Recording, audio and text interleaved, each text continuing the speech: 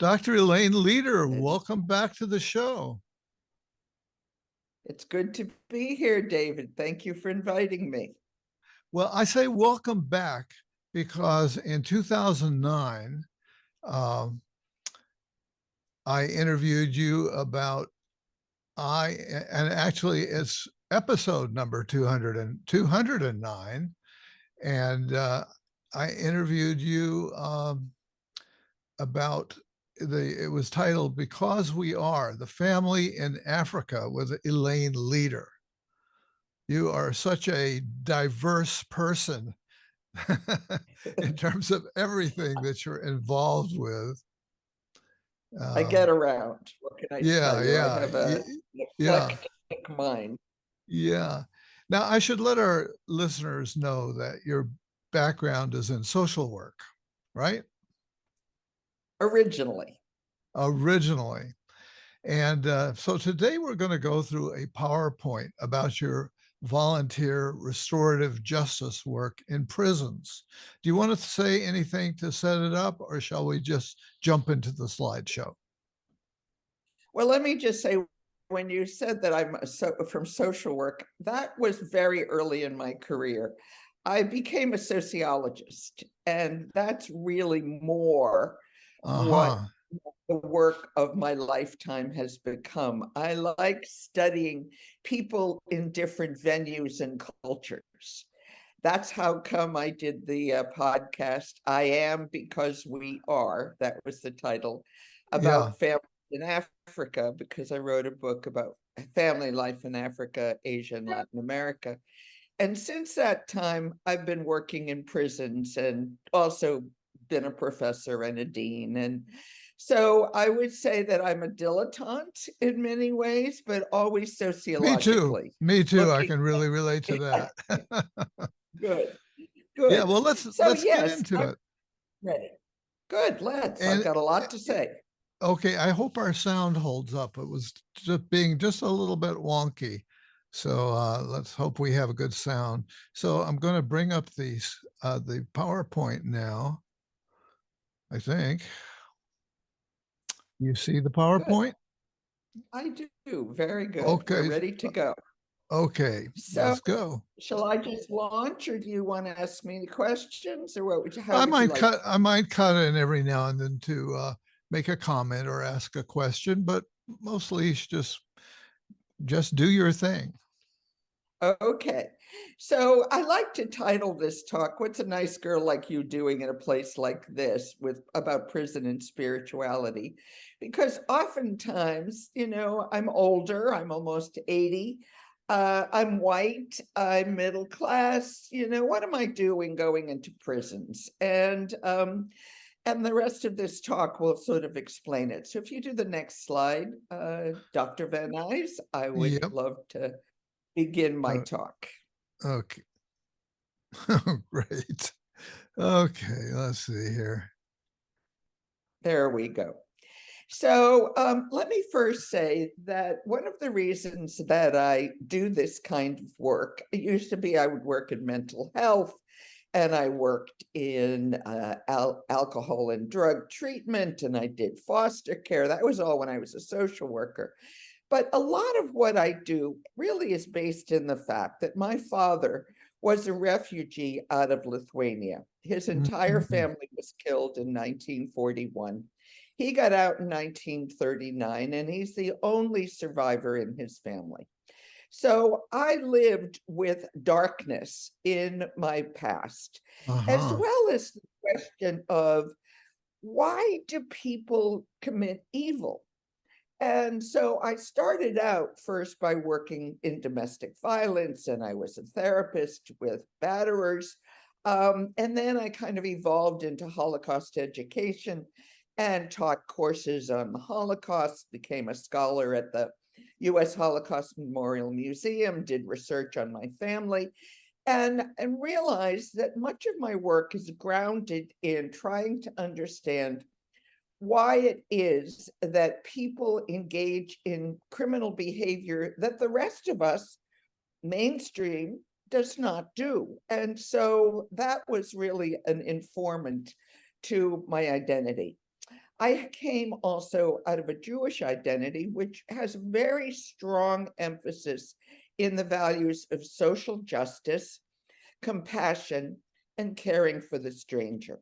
We really believe in repairing the world, in trying to understand others, and to have a little compassion, more compassion, so that we can help people change. So that's kind of a broad background of how I got to this. But how I came specifically to prisons was that I was teaching at Ithaca College in upstate New York. We had a group of high school kids who came up for the summer to experience college, and we had to take them on field trips. And one kid said he wanted to go to a prison. So there was Elmira Correctional Facility, which was down the road. Wow. So I made an appointment, went there and took the kids. And when it was over, I said to the warden who'd given us a tour, "Have you ever had any education here in prison?" He goes, "Oh yeah, we have GED."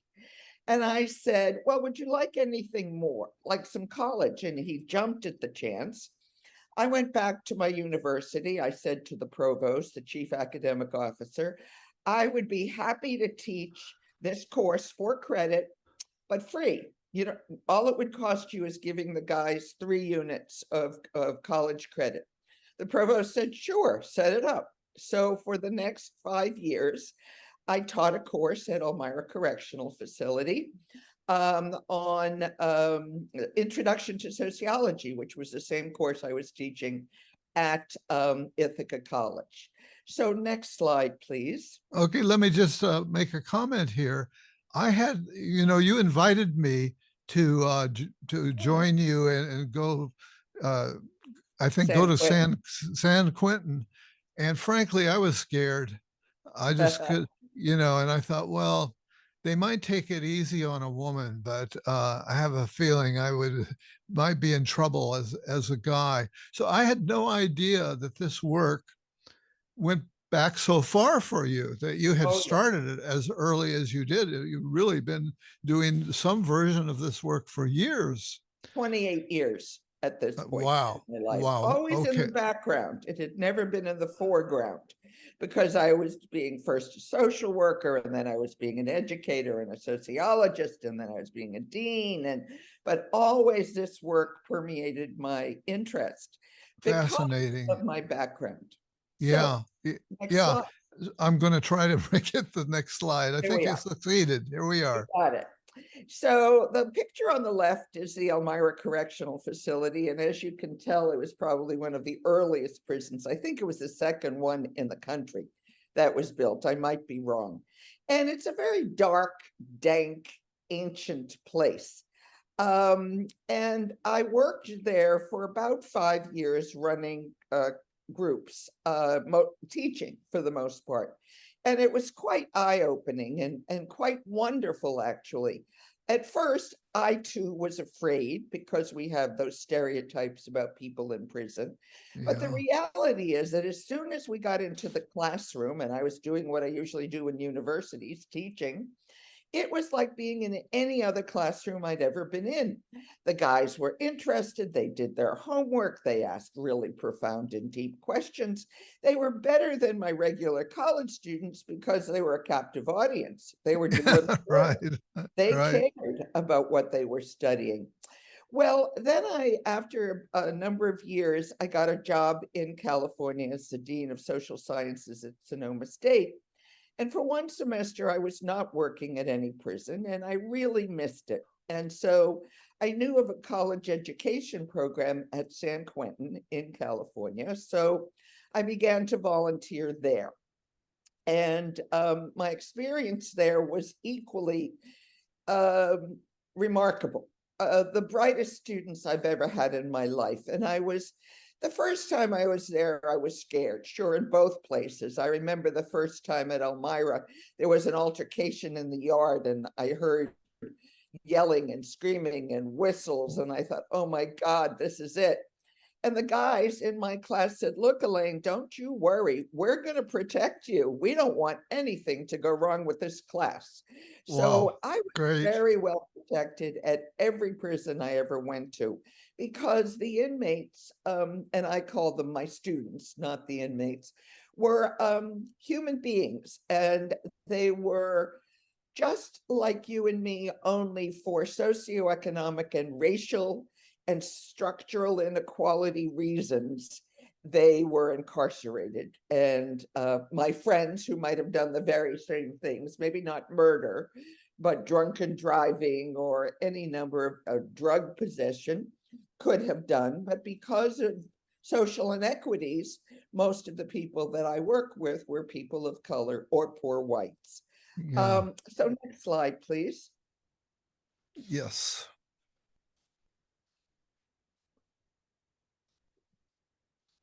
Okay.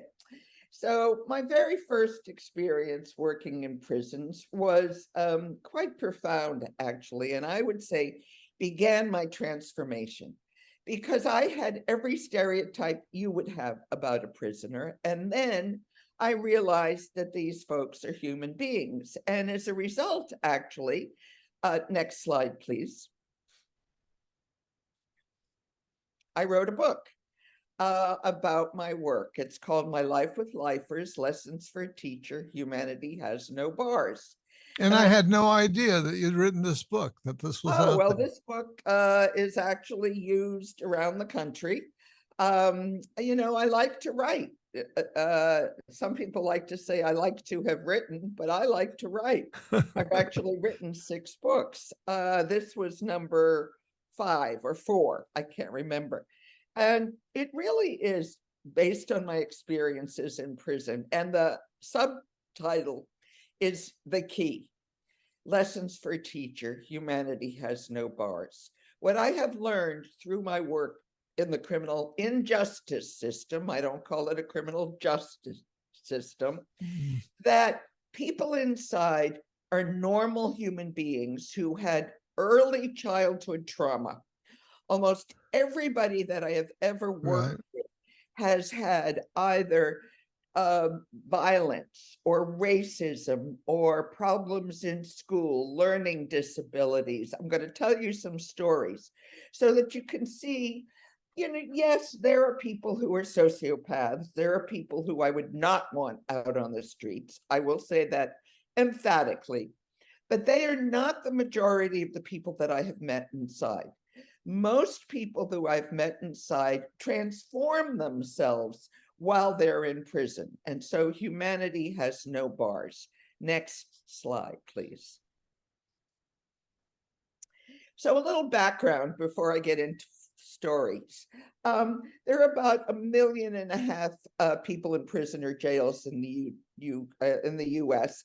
We're only a fifth, 5% of the world population, but we are 25% of the world's prison population. Wow. We are at what shall I say? We want to punish people. We don't want to help them. And yes, sometimes the words are Department of Corrections and Rehabilitation, but that isn't always the norm. And unfortunately, even though the prison populations are dropping in this country at this time because of the change of the drug laws, we're still up there amongst the highest. In 2021, 49% of the inmates were white, 35% were Black, and 14% were Latino. And Native Americans and Pacific Islanders are only about 2% of the total population. And so if you look at those numbers, you see that very disproportionately, in terms of the population, Black folks are most likely to be the ones in prison. They're 13.6% of the whole population of our country, and yet they're disproportionately represented in prisons. And those of us who work in this field of prison, I call myself an abolitionist, which means that ultimately I do believe that prisons as we know them need to be abolished. In the meantime, you would probably say I'm a pragmatic abolitionist because I work within the system. Some people would say I was a sellout, but at this stage of my life, I want to be helping as much as I can within. But I would argue, as have many scholars, that prisons are a contemporary form of slavery. And if Mm, you ever watch the wonderful film called The 13th by Ava DuVernay, you will see the continuation from slavery through Jim Crow right up to today in terms of the disproportionate numbers of Blacks and people of color who are in prison. And I'm now teaching a course on reparations in order to really address that question, because we really see that the history of racism in this country is just continually built on the human capital of Black slaves to this day, in terms of the lack of wealth, the lack of education. It's just continued. But that's a whole other lecture. So basically, it costs $182 billion a year to run prisons that could very well be spent in rehabilitation rather than incarceration. yeah. So that's kind of my overview. And I have so much more to say about it, but I really want to get into restorative justice and the nature of redemption and transformation in prison. Next slide, please. So a little bit more on history. I just wanted to give you some famous prisons. I go to prisons whenever I'm on a tour. I went to South Africa. Some people I go to Robben Island, where Nelson Mandela was incarcerated. When I was in Brazil, I went to a jail. I'm going to Tucson, Arizona to give some talks. I'm going to a prison, because I believe that when you take a look at prisons, you see the way we treat the rest of our society. Prisons are the belly of the beast, and they tell you how the rest of us are, or those of us who are on the outside of society, are treated or mistreated. And so I lived in upstate New York when the Attica prison riot took place, and that's a time in which Nelson Rockefeller sent in the police, and many inmates were killed, and as were guards. And unfortunately, there were later lawsuits, and it was a National Guard riot that took place in putting down a riot of inmates. It was like total war. And then, of course, there's Alcatraz right off of our coast in California, where I have also visited and just have seen some of the most horrific cells just torture cells, and dark and dank. And men in prison today are put in the shoe. People in prison today are put in what's called the shoe, secure housing units, which are tombs. They're locked away behind bars for some people their entire lives. In fact, it's been Wow. determined Yeah. in courts that is now completely unjust. But I read stories of men, mostly men, locked up in the shoe for 20 to 30 years on all kinds of reasons that are justified by the prison system. So if you're interested in this field, there is just so much written. I would suggest Brian Stevenson's book, Just Mercies, as a good beginning, or The 13th, the film by Ava DuVernay, because it really covers this far more in depth than I'm able to do in a slide presentation. Next slide. So, of course, we have these images of these criminals like Charlie Manson, right, with swastikas and tattoos and just being evil human beings. And let me say, I've met some people inside I wouldn't want to meet on the outside. But for the most part, these are not the norm. All right, this is not who I generally have encountered while I've been in prison. Next slide. Then, of course, this middle class, upper class woman who was recently incarcerated, and some of us have been following her case. She helped procure young women for Jeffrey Epstein and maybe other well-known characters. So we can see that, yes, there are women in prison, and yes, there are white women in prison. My work primarily has been in prisons with men, and particularly men of color. And so I'm going to spend the rest of the slide talking about the images of prisoners that you all have, unless you know somebody, and trying to debunk some of those myths. Next slide. Oops. So the image of criminals, of course, is that they really generate stereotypes.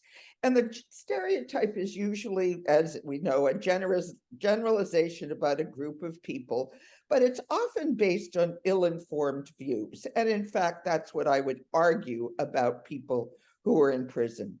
The media, of course, portrays them as of lower social classes, less educated, people of color, and violent. And that's often our images. And often the media then really portrays these people as villains, as evil, as people that we want to lock away and forget about. How many of you drive by a prison and don't even think about the people who are on the inside? I know before I went to San Quentin, I'd go over the San Rafael Bridge. I'd go, oh, there's San Quentin.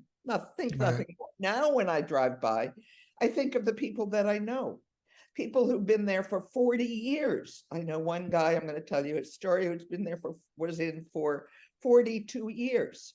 These are human beings locked away. And these negative stereotypes are often applied to young people, particularly those in the urban areas, and as those kids who were involved in criminal subcultures were just going to end up in prison anyway, and we know that because of our failing school systems, because of the availability of drugs, because of difficulties in families where there's a lot of violence, we see kids end up first in juvie and then heading off into prisons. So mostly we would argue, and I'm one of the critics, that the media focus excessively on these groups to shift the blame from society's problems onto the groups that have the least power. And we create scapegoats in order to divert attention from other issues of in our society, like poverty and structural inequality. Why are people in prison? They're in prison not because they're evil people. They're in prison for reasons that relate to economics, to family dynamics, to racism, to other forms of social inequality. And instead, we blame the victims rather than looking at our social causes. Next slide, please.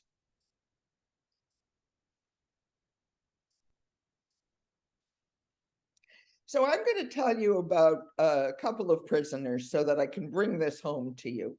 This young man actually is a white Jewish young man, because I got to know him inside. And he knew very little about his father, who disappeared, but not before the damage was done. Much of his childhood was spent with violence. He was, by the age of 3, he had been punched. He was the 4th of 7 kids. He had physical and emotional abuse as a kid. He stuttered, and his father hated that he stuttered, and so he would beat him up. He was called dumb and stupid, but he had many talents. He was a drummer. He could paint. He could draw. He actually became religious when he was a kid. He was looking for some community and walked by a synagogue and joined the service because he was drawn in by the music. Next slide.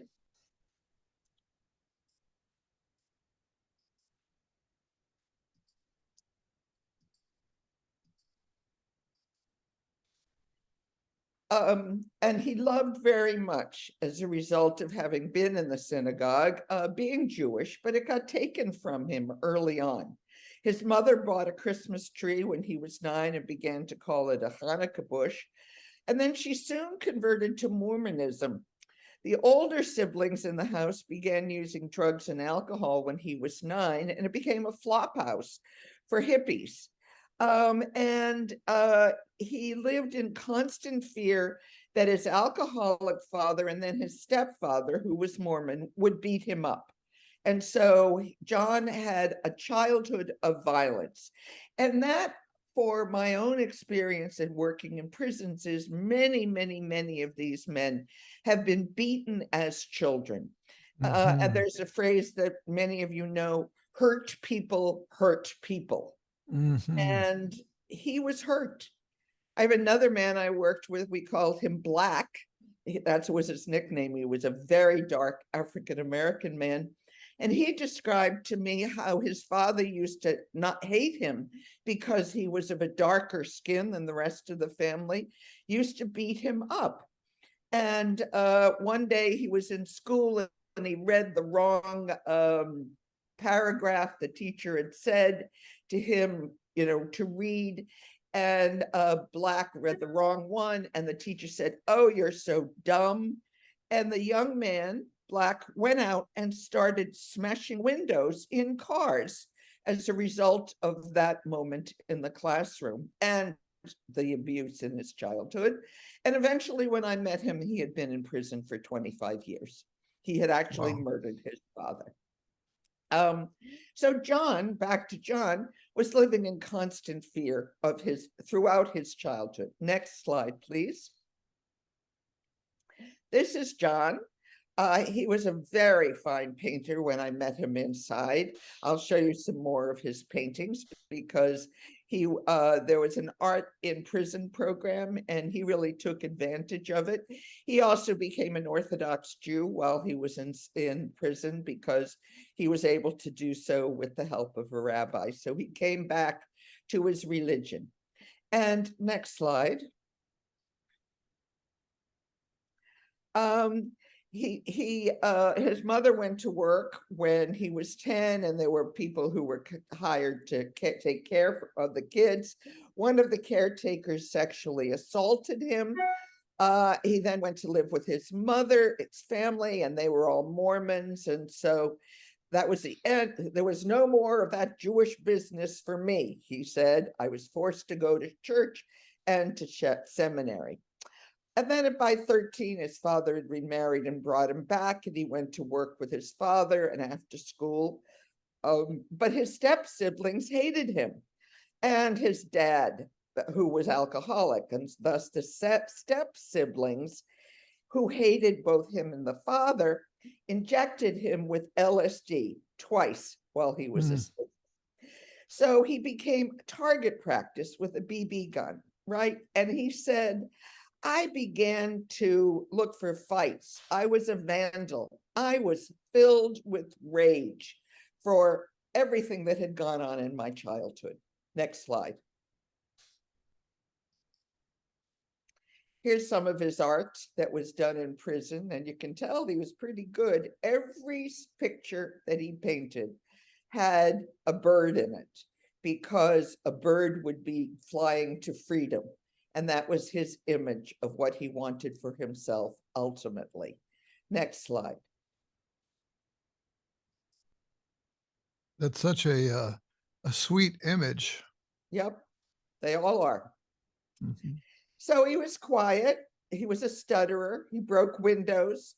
He moved around a lot, ran away from home often, and between 15 and 18, he lived with his grandparents, which was a little more stable. But then he got his own apartment, he got a job. But by the time he was a late teenager, he'd already been arrested for armed robbery with a gun and spent 3.5 years with the California Youth Authority. He got out, but as he put it, and these are all his words, by the way. He told me his story. His story's in my book. He was a ticking time bomb. In his early 20s, he got a job as a paralegal and started to date a woman who had a kid who was 18 months younger, 18 months old. And then he loved this child, really loved this child, and he loved having a family. But he didn't know how to control his rage, when everything didn't go his way. And so one day, this child, who was now probably almost 2, was shrieking. And he didn't know what to do, so he started to shake the child. And when he got so filled with rage, he threw the child across the room, and the kid hit his head and died. And that was what sent him to prison. Next slide. This is more of his pictures from inside, more birds. And I'll tell you more about what he was like in prison and his story. Next slide.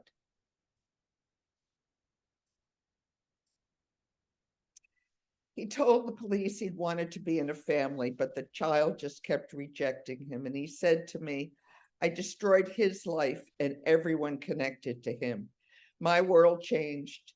The world changed around me. Her world changed. My family changed. My life changed. He was sentenced to 15 to life, which then is considered an indeterminate sentence, that 15 would be the minimum and he could come up for a parole hearing, but depending on behavior and programming, you could be there for a lot longer. And while he was in prison, he at first he got in trouble. And that's why he ended up doing 32 years in prison.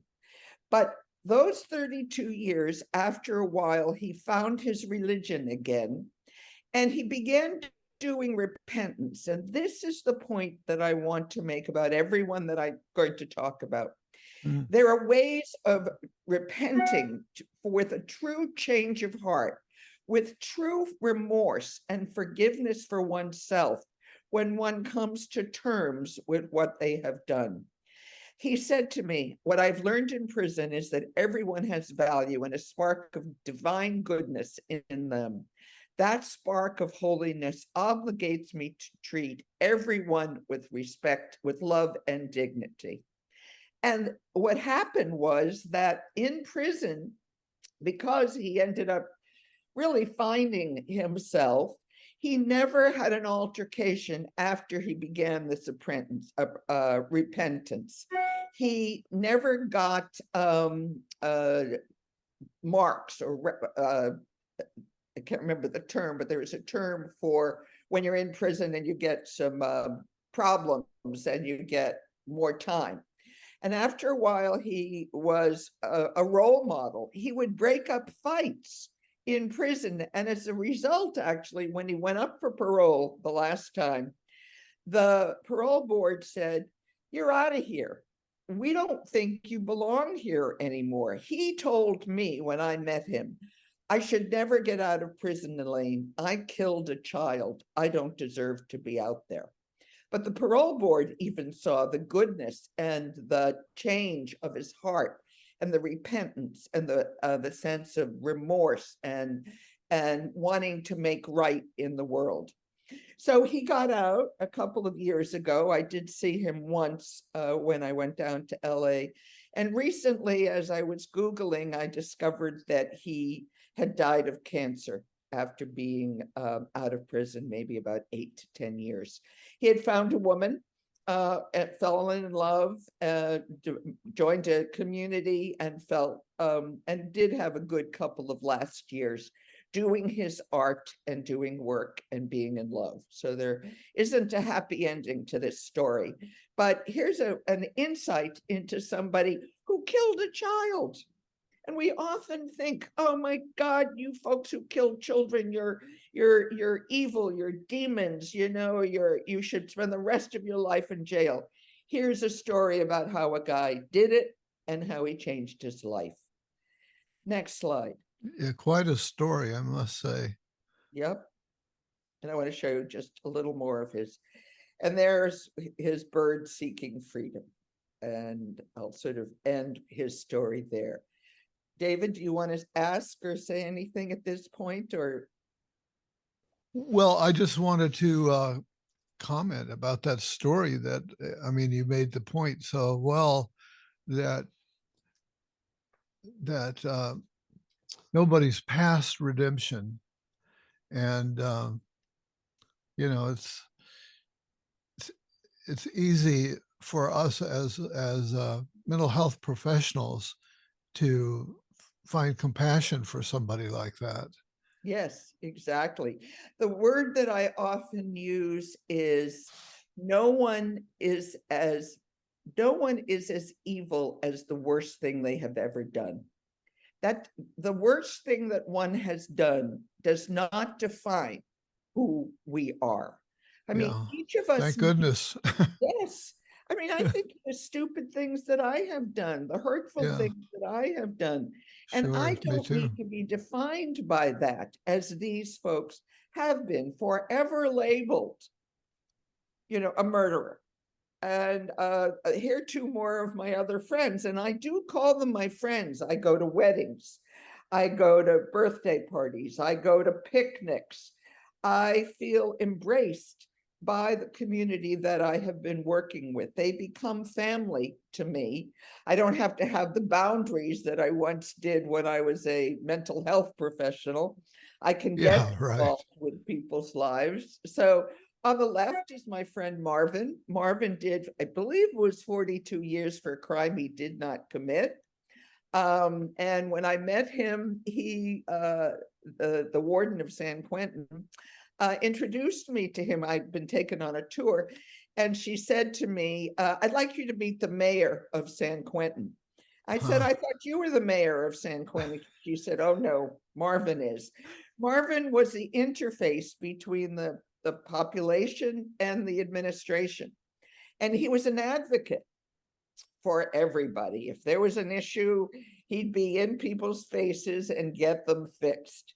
Eventually, he actually was thrown off a tier, and had to be hospitalized because he had made several enemies.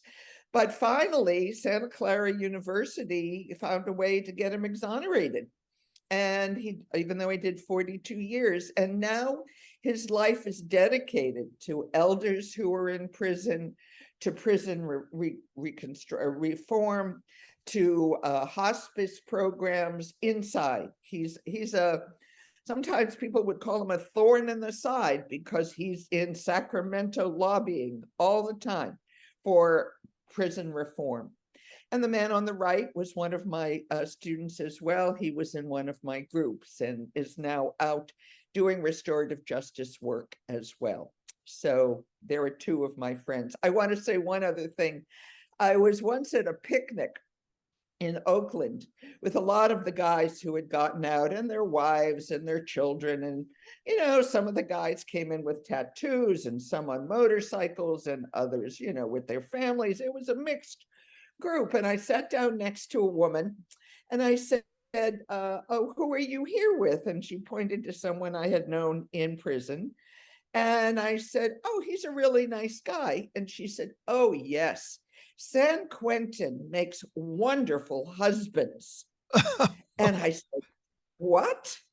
And she said, "Oh, they make wonderful husbands. The reason, one, they make their beds, they follow the rules, they know how to cook, and they're good in bed because they haven't had sex in a very long time.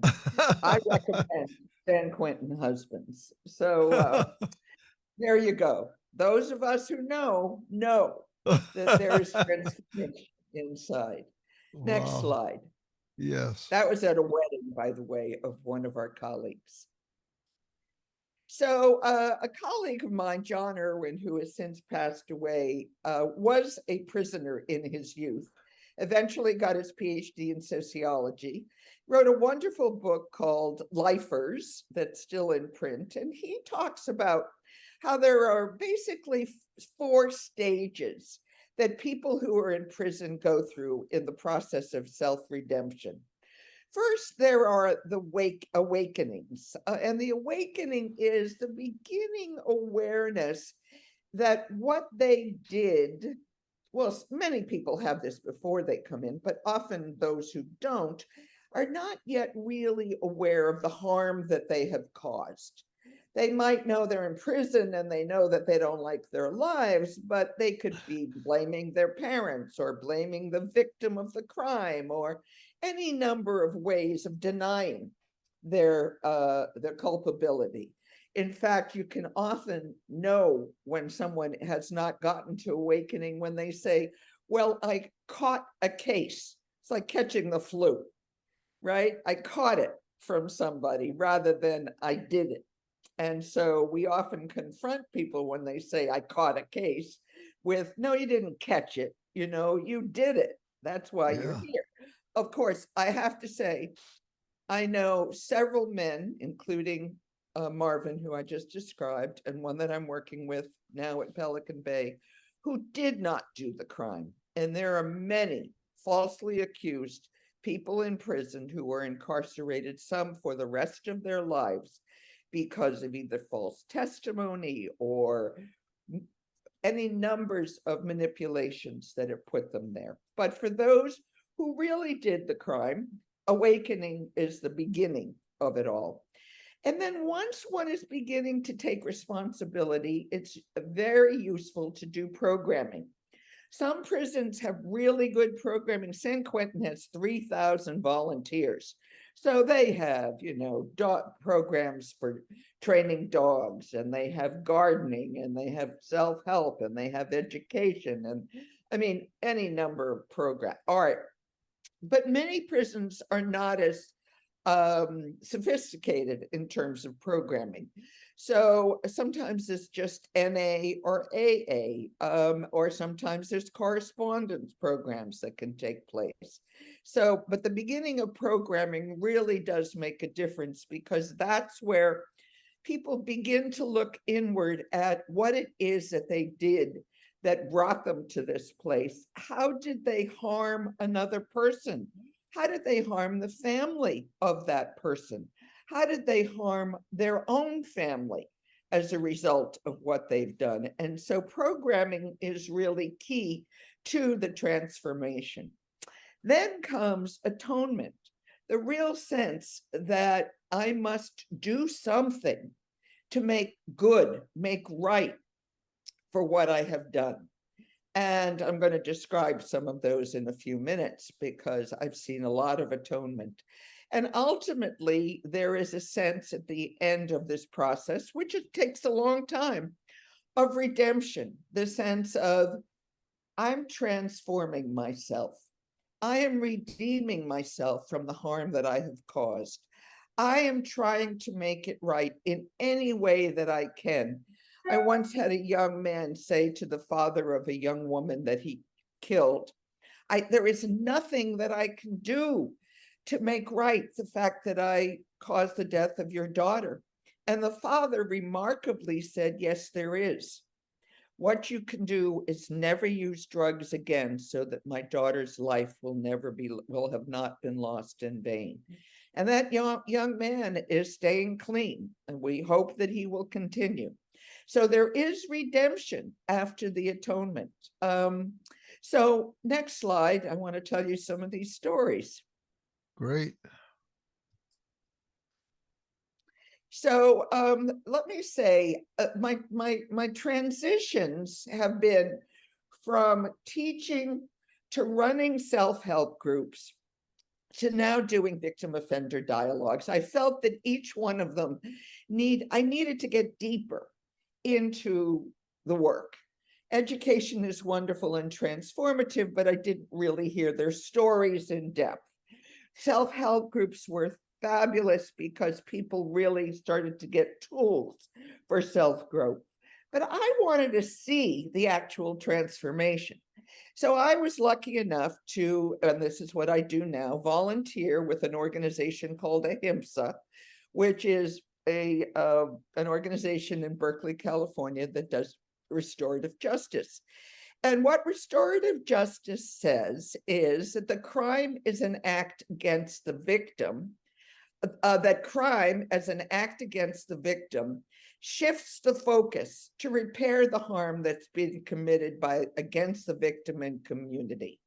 So no longer is it a crime only against the victim, but there's harm that has been done like concentric circles.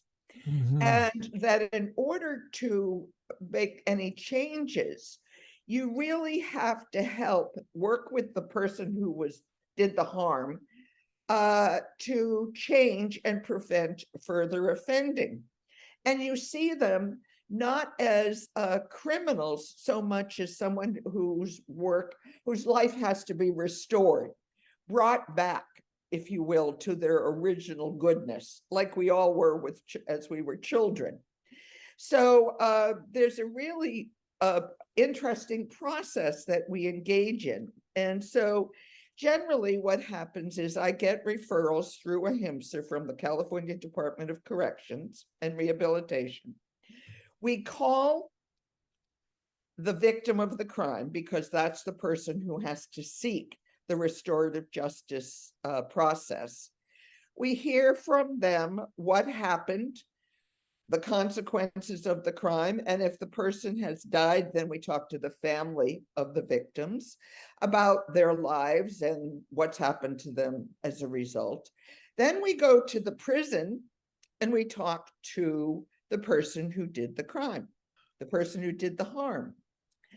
And we ask them, we go in cold, they don't know why we're coming.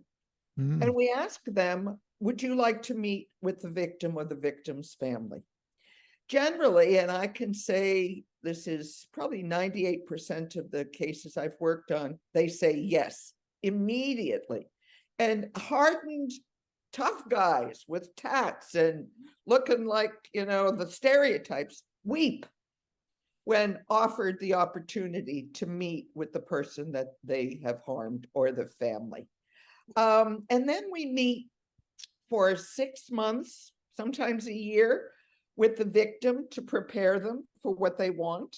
We have to make sure that they're not into vindication or hostility or hatred or blaming. It has to be a dialogue, not an attack. Yeah. And we also have to work with the person who did the harm because they have to take true responsibility and remorse. They have to have true sense of seeking forgiveness. They don't always get forgiveness because that isn't part of the package. But many times, people whose families have been hurt do the forgiving. And I'm going to give you some of those cases, as a matter of fact. So here's a couple of the cases. Unless, David, I could stop here and say, is there anything you want to ask me before I talk about some cases? Well, this just sounds like such important work, and it's so moving and so inspiring. I can understand what draws you to keep doing it. Thank Yeah. you. I would also add, as I am now moving towards the end of my life, it feels like the culmination, the capstone of Sure. everything that I've done, coming out of a Yeah. Holocaust background, being a teacher, I was a therapist, it feels like I used to think that being a therapist for me didn't feel moving deep enough. I wanted to fix the world. And now I know I can't totally fix the world, but I sure can help these families and these individuals heal from traumatic life experiences. So I'm going to tell you about a couple of cases. And of course, I'm being confidential, euphemisms. I don't say where or what. I'm just vaguely telling you the stories. There was one case in which I was working, and a young man was about to get out of prison. And a young woman whose mother and sister had been killed in a driving while intoxicated death. This woman had gone to school with the man who was driving the car.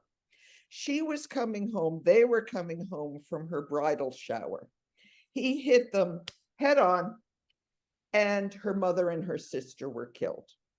She was traumatized. She didn't get married right away. She was injured. She was hospitalized. It took many years for her to finally put herself back together. She did marry the man that she was engaged to, ultimately got a wonderful career, had 3 delightful children.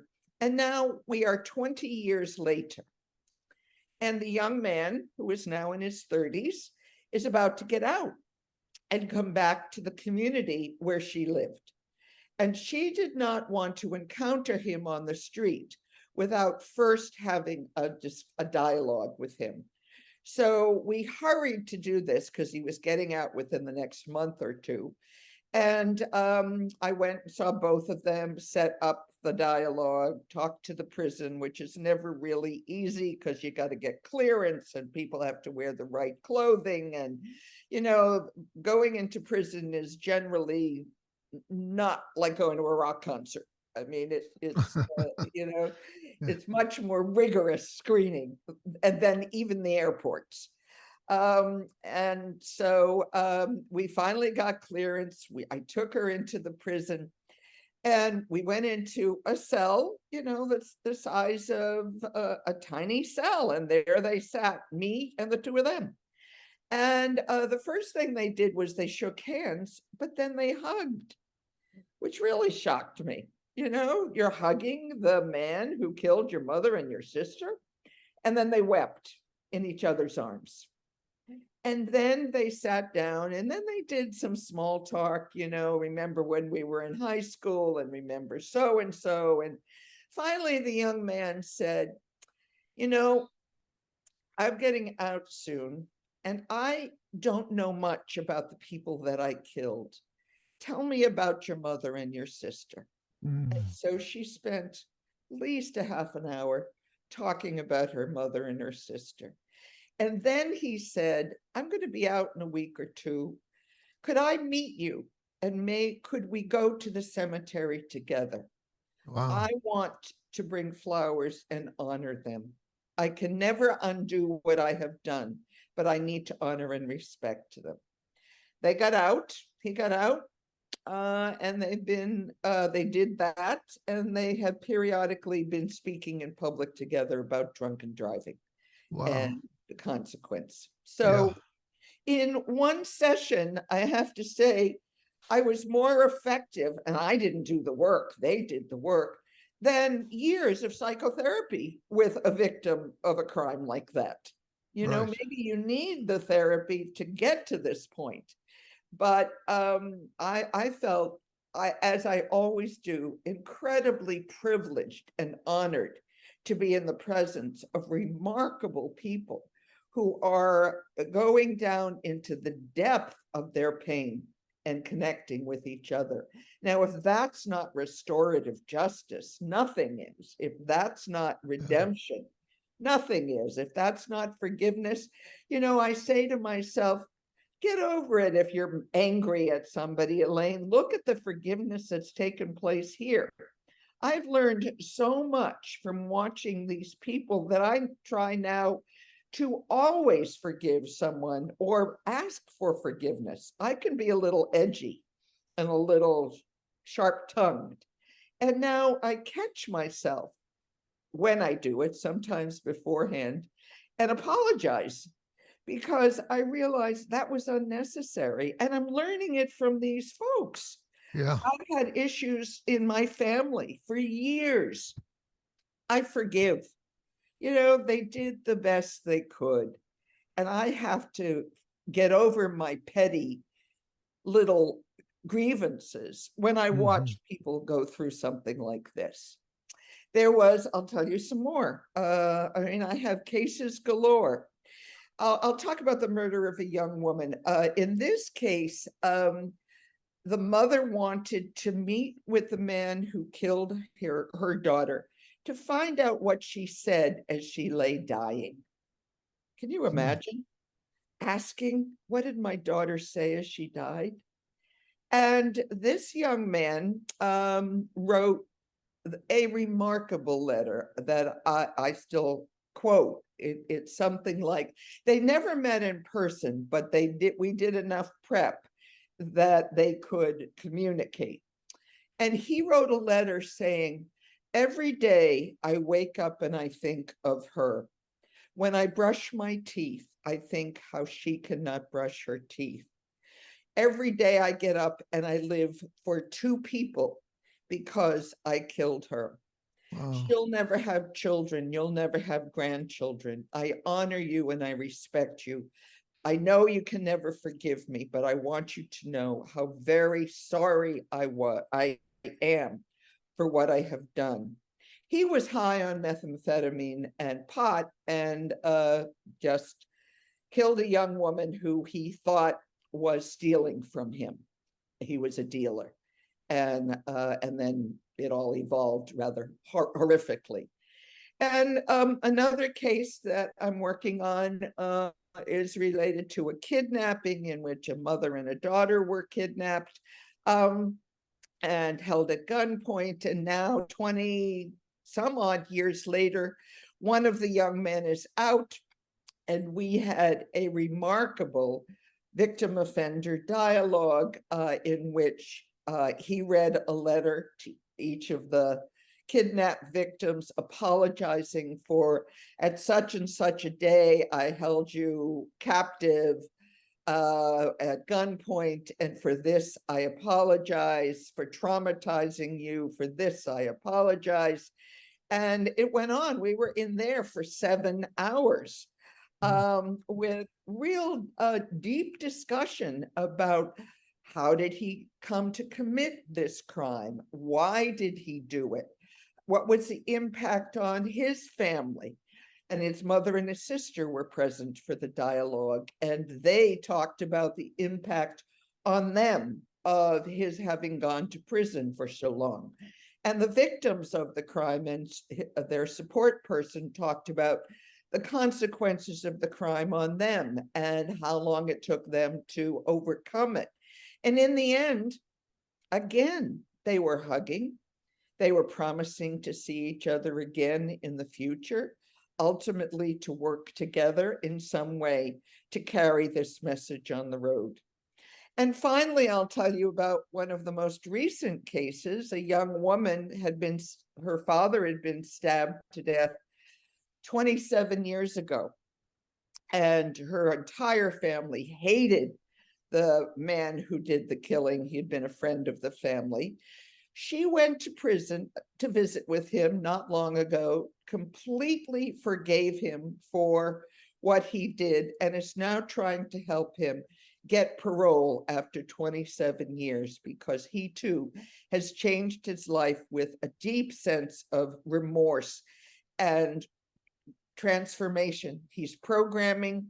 He had been hardcore in prison for many years, and as a result of her speaking on his behalf at a parole hearing, he's transformed his life and programming. And by the way, none of these victim offender dialogues go on the record in the prisons. So these folks cannot use this to get points with the parole board. This is done of their own volition without record in their parole hearings. They can mention it, but it's not of record. So next slide. Okay. So this is kind of what it looks like. We sit in a circle. That's not any one of them that I've done. Usually I have to say we have a box of tissues in the middle because everybody's crying. And I have to admit, I cry too, because Oh, sure. it's just so very touching and powerful. And my job is so easy. I mean, I have to prep them. I bring them together. I might set up the process, like who's going to come into the room first, who's going to say what first, but then it evolves. It's organic, and it just plays itself out. And we have stayed long enough to bring in lunch when it was not in a prison. I have heard of prison authorities who bring in ice cream if there's a child in the room doing this process. The prisons are learning about us. They still don't know what to make of us because we're neither fish nor fowl. We're not lawyers. They know how to deal with lawyers. We're not visitors. We're not quite that. So what are we? And so many prisons are learning what we are and how we do this work. But some of them have just bent over backwards to help us make this happen. I have to say, I have a colleague I'm working with at Pelican Bay. You've all heard of Pelican Bay. I could ask for a liaison who is more helpful in facilitating, including during COVID, a Zoom dialogue between the family of the victim and the man who is, I believe, falsely convicted. That's my opinion. In fact, I'm trying to find him some help because he's there. He got life without parole plus 11 years being present at a crime in which he did not pull the trigger, he alleges. So, next slide.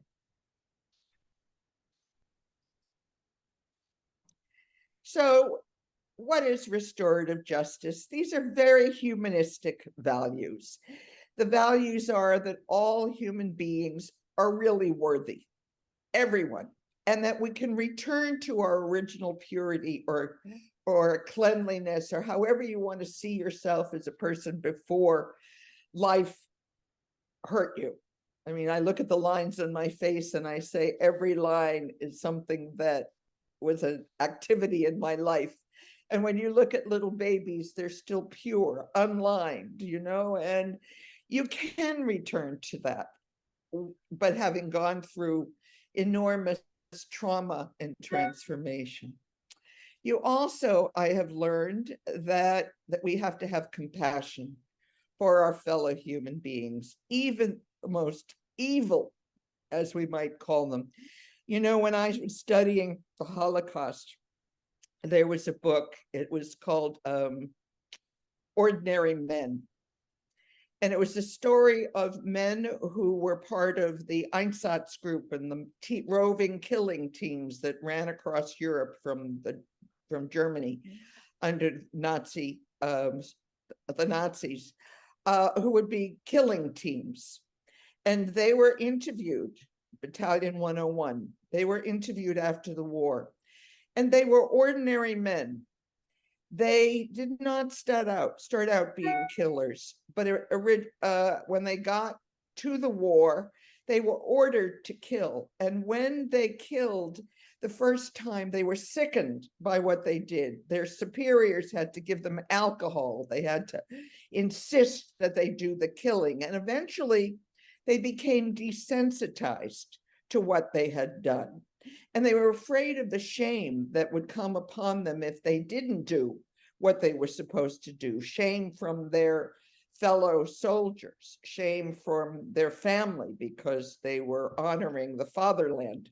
And so I understood when I read that book. I had compassion even for groups that had killed my grandmother and my uncle and my aunt.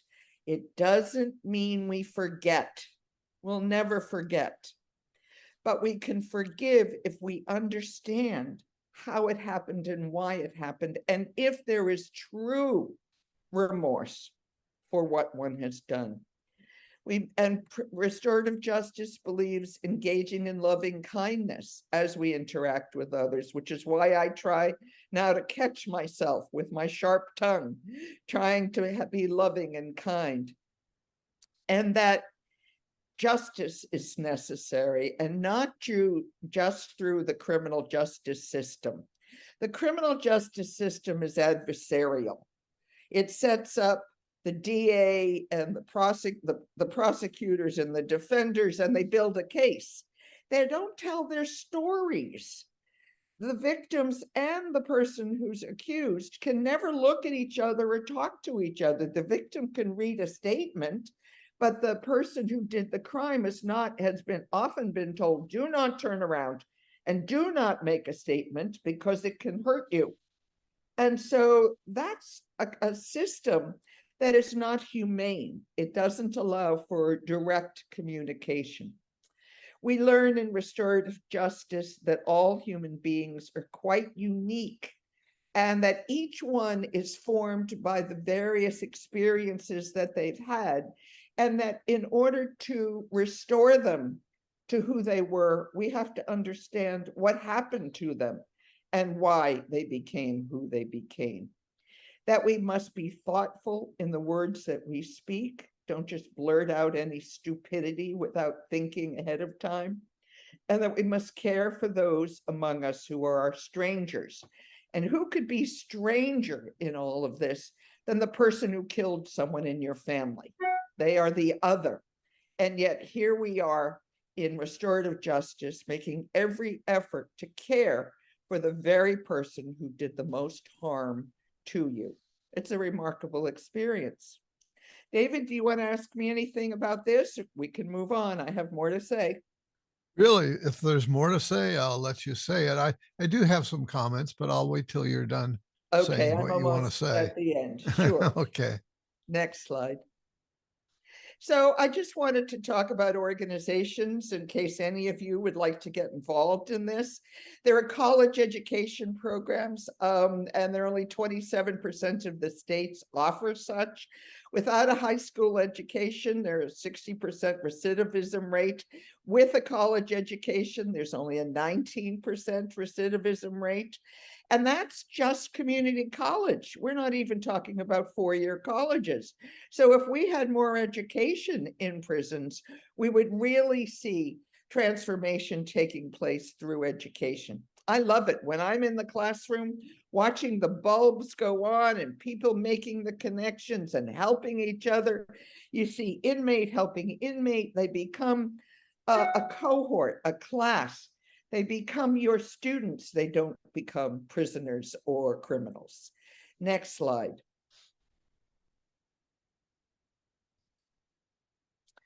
So there are also other programs inside, and I'm just naming a couple. There's victim offender education groups in which this one's through the Insight Prison Project in California. But there are many programs like this in which a trained volunteer, as well as a prisoner peer facilitator, meet for 18 months to understand themselves better, how their life experiences and decisions got them there, and how the crimes impacted themselves and the families. And the purpose of the training is to help them understand and take responsibility for the crimes that they have committed.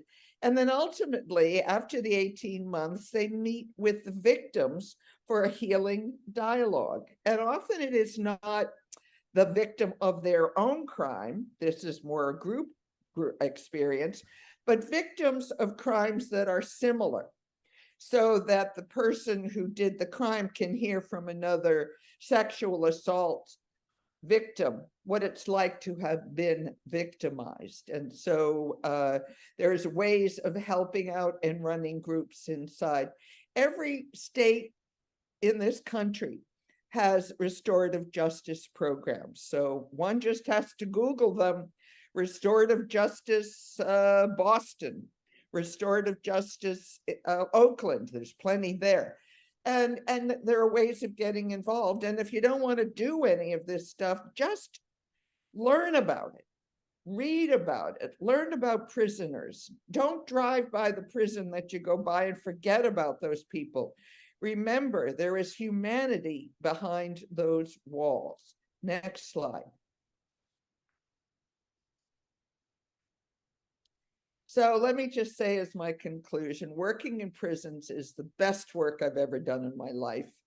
That there is a humanity inside. It's like becoming a family inside when you get to know the guys. That prisons are not humane, and it's very hard to change within them. I would say that people change in spite of the system, not because of it. That folks inside are just like us. They are not the most awful thing that they have ever done. And I urge you to volunteer or work with people inside, become an abolitionist, and change the nature of the criminal injustice system, because I don't see it as just at all. And then my final slide. If you want to talk to me, first of all, check out my website. It's got a lot of this stuff on there. I just wrote an article called Healing the Healer about how this work has transformed my own sense of well-being and healing myself. And you can also reach me at leader@sonoma.edu. I would love to hear from people who are interested in what I've had to say. So that's my spiel. And what a good spiel it has been. I'm going to turn.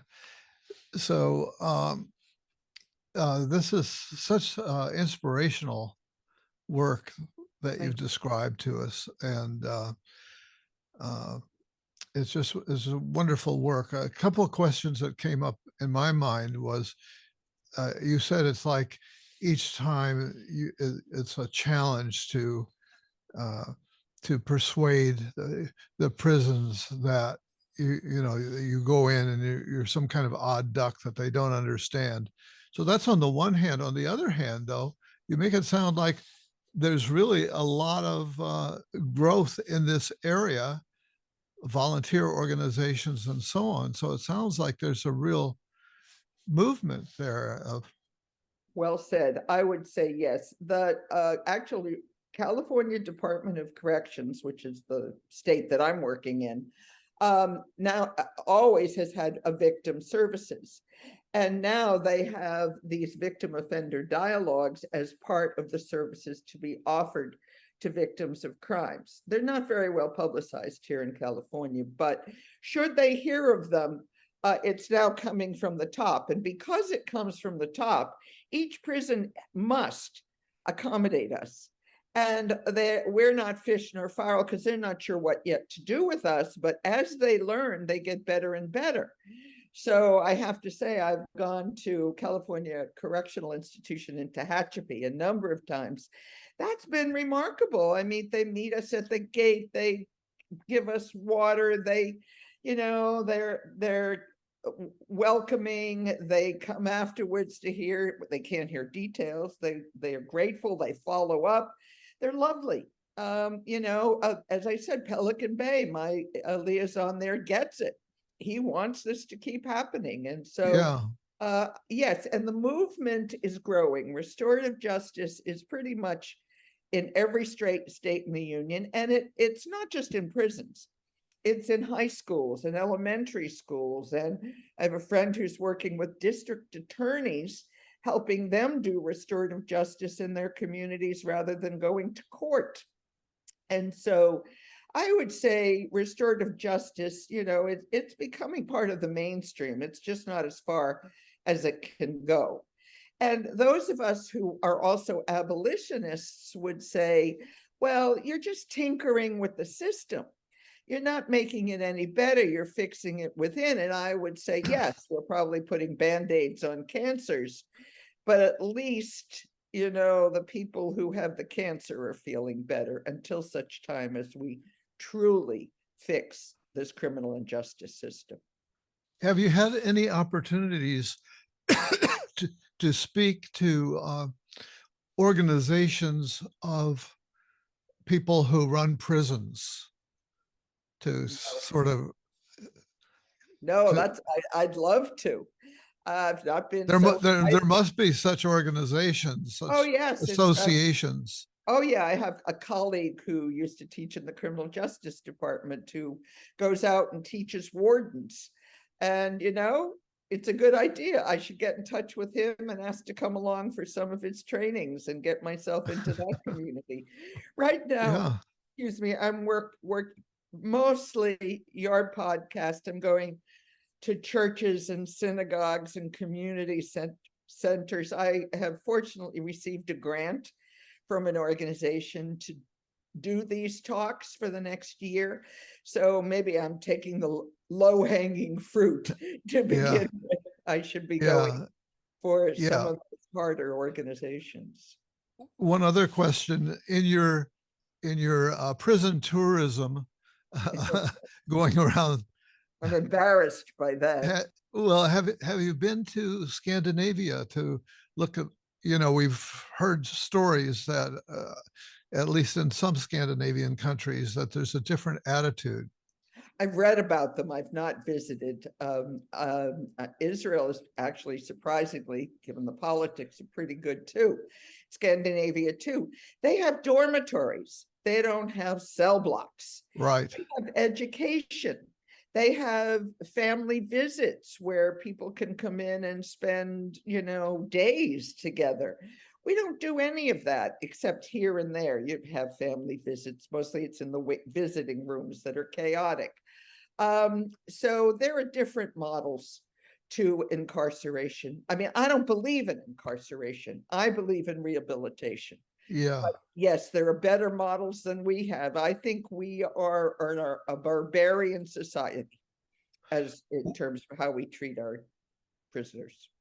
Well, I wish you a Scandinavian vacation of prison tourism, and hopefully that will be in your future, because it sounds like you would make the most of it. Well, but let me have a caveat there. I don't want to be a warrior in other people's pain.